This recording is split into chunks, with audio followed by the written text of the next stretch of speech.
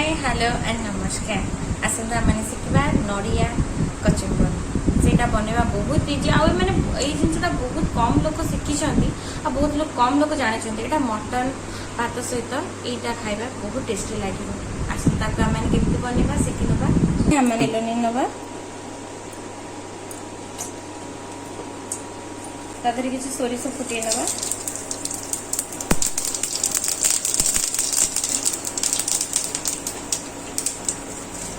भूसंग पत्र ऐड करदे चार पाँच शुखला लंका भूसंग पत्रटा एति बेले जाए भाजो जे पर्यटन से पूरा खड़खड़ हो जाए।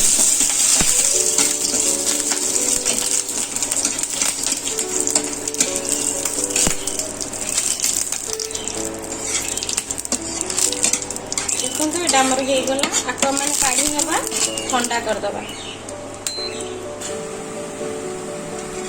आम जोटा भाजी नहीं थे ସେଇଟା को मैंने गोटे बाउल काढ़ी नवा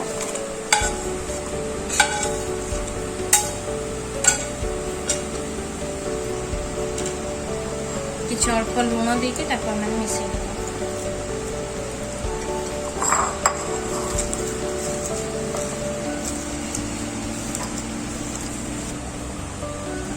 लुण टी भल भाव आम सब मिसिकी चकटी देले गोटे फाड़े नड़िया नहीं ताकि गोल दबा जो मैंने अधिका मीठा खावा चाहूँ तो अधिका चीनी पकई पारे जो मैंने कम मीठा खावा चाहते खूब कम पकईले भी किसी असुविधा ना मिसई दबा एपरी भाव में गोटे छोट पियाज को चप काटी नहीं मिसई दबा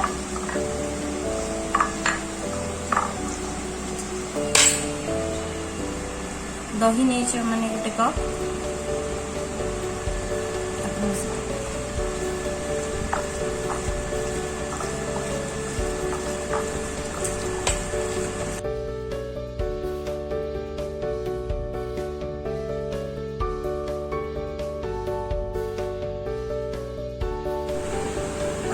प्रस्तुत होगा मटन नड़िया कचुम्बर देखो देखिए केते सुंदर लगुच खावा से टेस्टी लगे। आपण को घर को गेस्ट आसते आपड़ सुंदर नुआ नुआ डिश रांधिकी दिंतु प्रशंसा नियंतु समस्त खातु